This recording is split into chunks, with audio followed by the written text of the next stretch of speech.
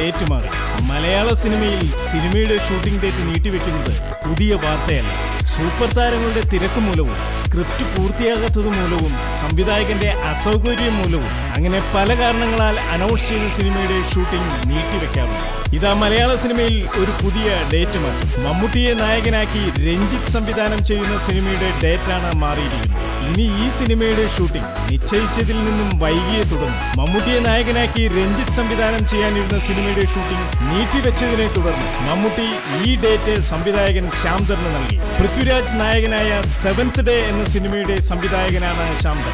മമ്മൂട്ടി രഞ്ജിത്ത് ടീമിന്റെ cinema shooting തുടങ്ങാനിരുന്ന സമയത്ത് മമ്മൂട്ടി ശ്യാംധർ ടീമിന്റെ സിനിമ ഷൂട്ടിംഗ് തുടങ്ങി.